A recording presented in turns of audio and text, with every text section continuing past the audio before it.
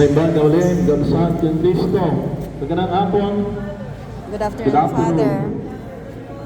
Buenas tardes a todos, hermanos y hermanas. So we are now on the 8th day, no? Pangwalo na.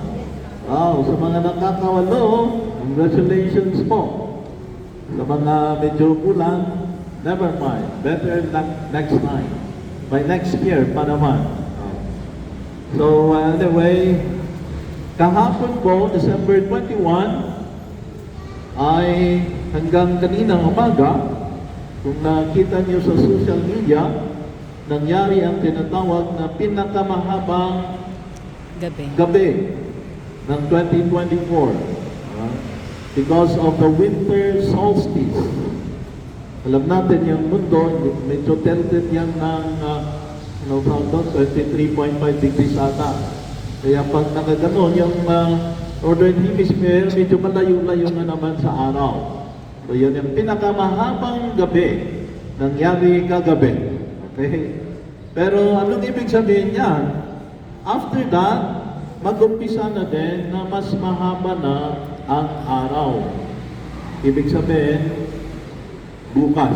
Sabihin natin bukas, so ngayon or bukas. And this coincides as well with the birth of our Lord. Because He is the light of the world. Yan ang parang symbolical yun para sa atin, mga Kristiyano. And ngayon din, ang pang-apat na linggo ng Adbyento. So nasindihan na natin ang lahat na ng kandela ng ating Advent tree. The candle of hope from first, di ba? Second is the candle of peace. The third is the candle of joy. And now the fourth, the candle of love. Repitas ni Ilocano na na-agrime. Umuna, namnama. May kadwa, kapya. May katlo, brako. May kapat, ayat. Nagranay, nagpintas. Namno na lang ang ma-memorize tayo. Can those are the gifts of the Lord. Regalo din po ng Panginoon sa atin yan. Oh, peace, joy, and love. So, how wonderful it is. I will also take this opportunity kasi next week, next Sunday, December 29, yan po din kasi ang opening mass sa mga lahat ng cathedral all over the world for the Jubilee Year 2025. Yung tema natin ay Pilgrims of Hope. Once again, we mentioned there the word hope. So that we can be people of hope. Katao na tayo tinamtama. Pag-asa. Habang may buhay, may pag-asa. Yes, dear brothers and sisters. And so, we hope to be people of hope, therefore.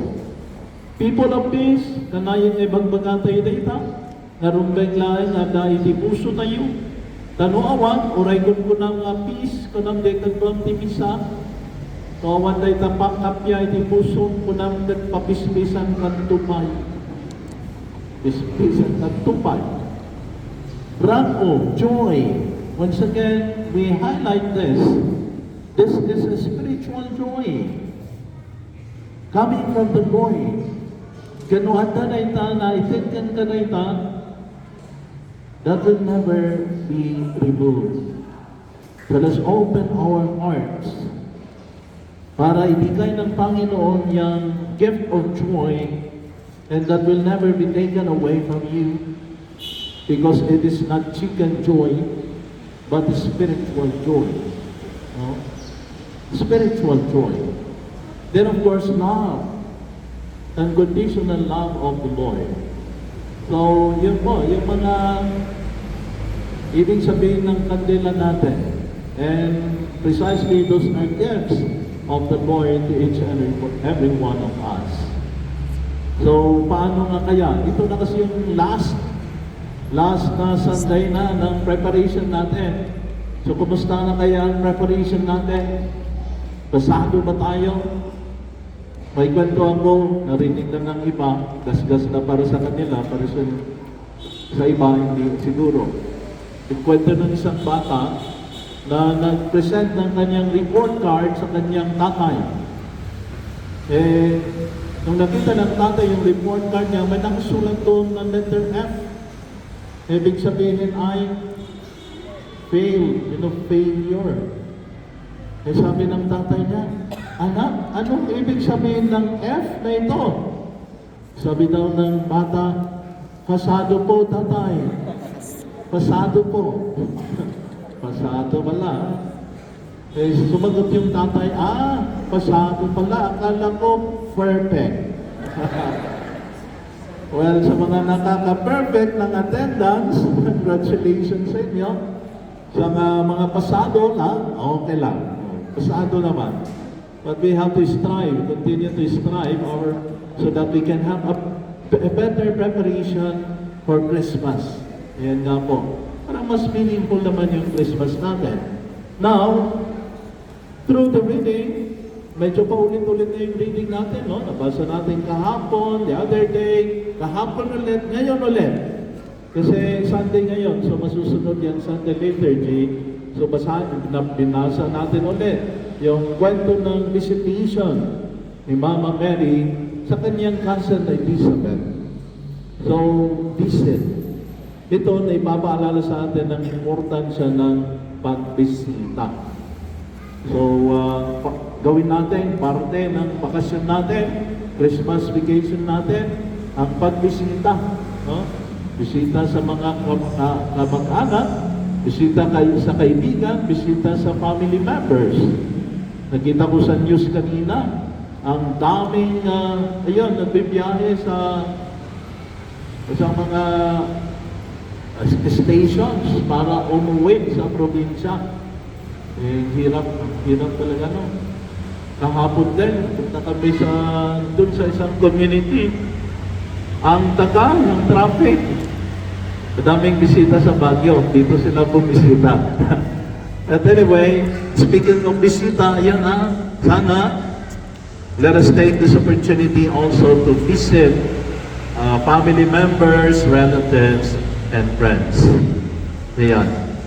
Now, with that visitation study, pinapaalala din sa atin kung ano ang buhay Kristiyano. May kanta tayo, di ba? Ang buhay ng Kristiyano ay masayang tunay effect. Kung sabi ng iba, ang buhay ng Kristiyano ay masayang tunay sip-sip. Sip-sip daw. Hep-hep. Okay. Ang buhay Kristiyano ay itong pag-share. No? Pag-share sa joy of the gospel. Ito yung ginawa ni Maria. The good news, she brought the good news to her cousin Elizabeth.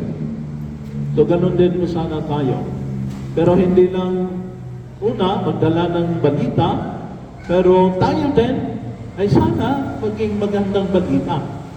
The best present is the gift of your presence. Okay?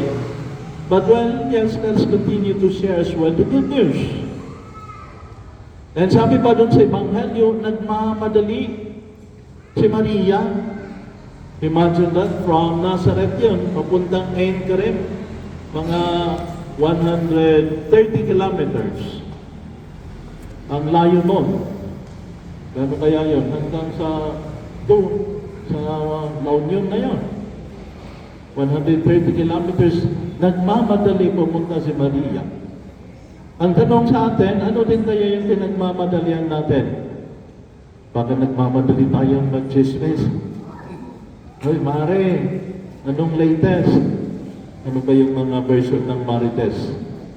Marites, Marisol, etc. Hindi ko na alam yan.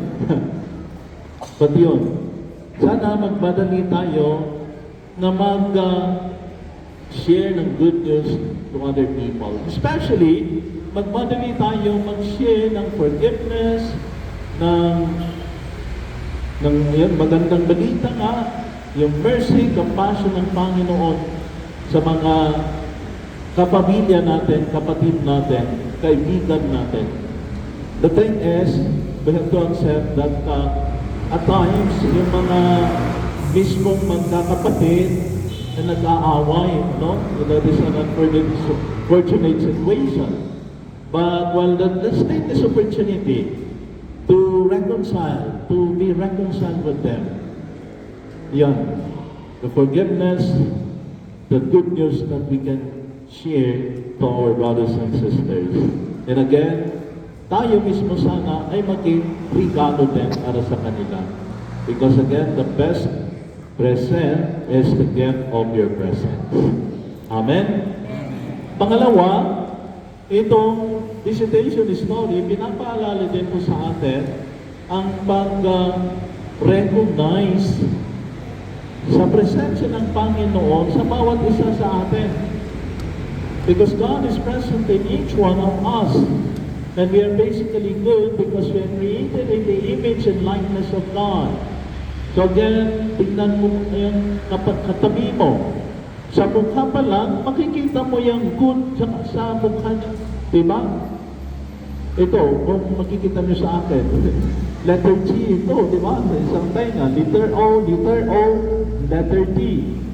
Hindi good yun, diba?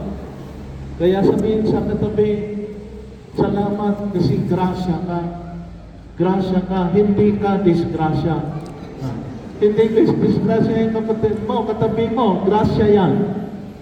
So, magpasalamat tayo. Recognize the presence of God in each one of us. The dignity of the human person.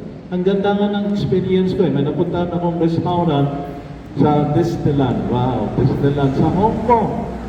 Yun, sa isang restaurant na yun, yung mga nag-serve doon, na waitress at saka waiters, yung mga taong may Down syndrome. Down syndrome. Pero nagtatrabaho sila. Ang ganda, no? Because they recognize the dignity of those people. Also, we know very well, tayong mga Filipino, we really take care of our elderly and the sick members of the family. Talaga naman nilalagaan niya. Sa ibang bansa, nasa nursing homes, nasa home of the elderly, the aged. Sinong andun? Mga Pilipino ulit, mga nag-aalaga. Diba? Kasi tayo, mga Pilipino, talagang maalaga. Kaya naalala niyo yung, yung giyera sa Israel, na isa pa sa mga namatay ay Pilipina. Kasi hindi na iniwan ang kanyang amo. That's why they recognize, nakita ng Israeli government yon. And they really are appreciative of us Filipinos. Kasi talagang maalaga tayo eh. So how wonderful is that? It's a gift. Regalo din po ng Panginoon para sa atin yan. Ipagpatuloy po natin. Wonderful traits, Filipino traits. And also, another story is, nakita din po ako ng kwento ng mag-asawa, wala silang anak, biological children. Anong ginawa nila? Nag-adopt ng mga bata. Tapos hindi lang mga bata, pero itong mga bata pa, ay yung may mga special needs. May disabilities pa. Wow! That is an expression of love, pagmamahal, pag-ibig. To the brothers and sisters, wonderful. Another story that I saw ay dalawang magkasintahan din na dahil may sakit yung isa, sa hospital na sila ikinasal. Ang ganda, no? So, dear brothers and sisters, ito mga different stories of love, different stories of mercy, and recognizing the dignity of every person. Alam ko, may mga alam din kayong mga kwento, magagandang kwento sa buhay natin. So let's continue to have this.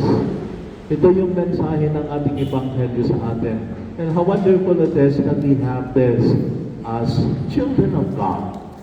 So recognizing the presence of God in every person.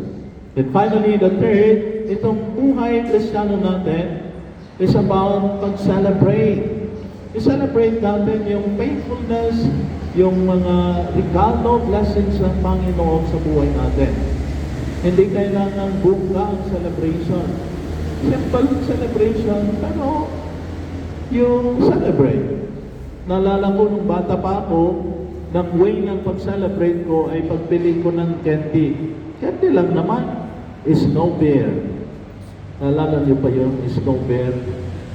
Rock white rabbit. Yun yung mga candy ko noon eh. Or hindi naman, bili ako ng cropping, bili ako ng Spanish bread. That was my favorite bread then. So, that was my way of celebrating. So, isa-celebrate natin ito, mga blessings ng Panginoon natin and His faithfulness. Great is thy faithfulness. Ika nga ng isang kanta. To the brothers and sisters, ito, magpasalamat ulit tayo sa Panginoon for His message to us again today. Ito ang baon natin ngayon and hopefully the days of our life. And yun nga, with the story of the visitation, sana magbisita din tayo and let's continue to be people of love, people of joy, people of peace, and people of hope. May God bless us all. Amen.